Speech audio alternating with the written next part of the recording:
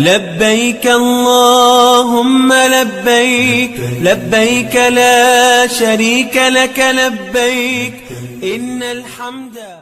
Fanaanada Lucky Xaaji Waceys oo 30 sano la soo dhaafay ku sugnayd isla markaana ku nooleed magaalada London ee dalka Ingiriiska waayadii dambena waqti ku qaadanaysay magaalada barakeysan ee Makka al-Mukarrama ee dalka Boqortooyada Sacuudi Carabiya ayaa waxa ay sheegtay in diyaar u tahay in gabi ahaanba isaga baxdo fanka isla markaana hadda wixii ka dambeeyay markay ay cumreysatay kadib ay u diyaar garoobayso isla markaana ay u jihaysanayso dhinaca khayrka. Fanaanada Lucky Xaaji Waceys ayaa ku biiraysa fanaaniin dhowr ah oo goor sii horeysay fanka isaga fadhiistay oo ay ka mid ahaayeen Maxamed Saciid Biiki, Cabdiyaani Cabdilaahi Xaashi Qaali Ladan, Xamdi Kuwiin iyo waliba Sacdiye Siman iyo fanaaniin kale. Lucky Xaaji Waceys ayaa 30 sano la soo dhaafay dalka ka maqnayd iyadoona waqtiga ugu badan ku qaadanaysay magaalada London ee dalka Britain halkaasi oo ay ku guursatay isla markaana ay caruur fara badan ku dhashay. Hadda waxa ay ku sugan tahay magaalada barakeysan ee Makka al-Mukarrama ee dalka Boqortooyada Sacuudi Carabiya halkaasi oo ay u tagtay inay ku cimreysato isla markaana ay u jihaysato dhinaca khayrka. Lucky ayaa fanaaniinta kale kaga duwan in fanaaniinta iyagoo magaaladooda jooga kabi ahaanba ay iclaamiyeen inay fanka isaga baxeen, laakiin Lucky waa ay soo duushay magaalada barakeysan ee Makka al-Mukarrama ay tagtay kadibna waxay iclaamisay in ay fanka isaga fadhiisatay ayna doonayso hadda wixii ka dambeeyo faafinta iyo waliba inay u jihaysatay dhinaca khayrka. Lucky fanaanad kaliya ma aysan ahayn, waxay ahayd gabar saxafiyada ka soo shaqeysay idaacada dhowr lagu xusi karo idaacaddii Horn Afrika ee ku taallay magaalada Muqdisho caasimadda Soomaaliya. Sidoo kale waa gabar YouTuberad ah caan ah isla markaana aftahan misana Oscar ahi. Lucky ayaa lagu tilmaamaa isla markaana ka mid ah gabdhaha farakutiriska ah ee afkooda ku caanamaali kara isla markaana waqtiyadii ugu dambeeyay ama bilowgii sanadkan ilaa iyo halkan waxa ay inta badan u diyaar garoobaysay qof kasta oo soo hujuuma isla markaana wax ka sheega Lucky Xaaji Waceys inay afkeeda isaga difaacato. Inkastoo caqabado badan ay soo wajahday, hadda waxa ay sheegtay inay doonayso in gabi ahaanba ay isaga baxdo fanka oo ay u aragto inay tahay wax markaasi maalayacni ah madadaalisa waqti badanna uu kaga soo baxay, laakiin hadda wixii ka dambeeyo ay diyaar u tahay inay u jihaysato dhinaca khayrka maadaama Lucky ay ku celcelisay in ay gabdho badan ay kula taliyeen inay fanka isaga fadhiisato. Haddaba go'aankan Lucky Xaaji Waceys ee iclaamisay ayaa dadka qaarkii oo taageerayaasha u badan waxay u arkaan mid markaasi aad u farxad gelinaysa guud ahaan taageerayaasha Lucky Xaaji Waceys, halka kuwa kalena ay la doonayaan inay fanka iska sii wado maadaama ay ku caanbaxdo heesaha dabacsan ee dareenka ku saleysan isla markaana ay u sii dheertahay masraxiyadda ay u qaadayso fanka.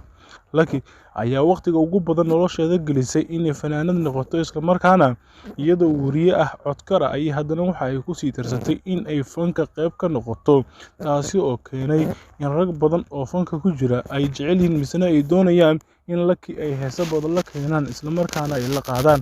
Lucky fanaaniinta qaar marka ay la qaadanaya sheegaya in Lucky ay gabdhaha kale qaarkood ay dheer tahay jilooyinka heesaha dabacsan ay qaadayso. Haddaba fanka ayaa Lucky guud ahaan waxa ay sheegtay in hadda wixii ka dambeeyay aysan diyaar u ahayn in waqtigeeda ay ku lumiso fanka iyo waliba qaadida heesaha dabacsan maadaama 30 sano la soo dhaafay ay waqtiga ugu badan gelisay inta ay cibaadaysan lahayd isla markaana ay nolosheeda ku mashquuli lahayd habaan hebel u tag heesa ku sameeyo ku laxame isla markaana isu diyaari make up marso hoteelada iyo waliba meelaha aroosyada kaga tun heesaha dabacsan. Laakiin hadda way cimreysanaysaa, waxay leedahay wallahi magaaladii barakeysneed baan joogaa mar rabo mana doonayo inaan fanka qayb ka sii noqdo. ما شاء الله من هذا الحمد لله maanta markaan soo aaday ilaahay aqbal ijaabana inooga dhigo inta soo cimraysatay ma sha Allah alxamdulilah ala kulli xaal.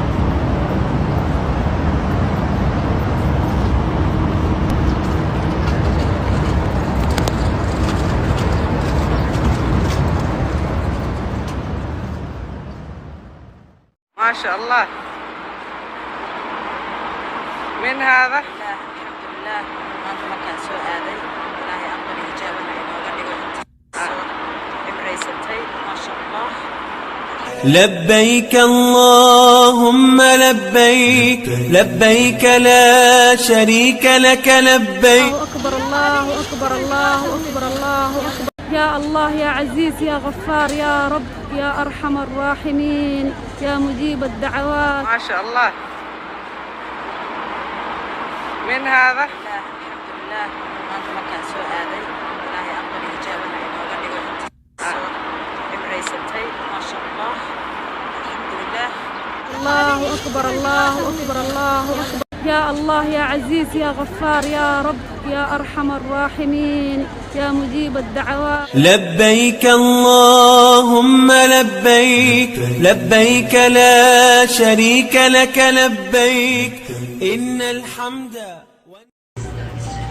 هلا والله.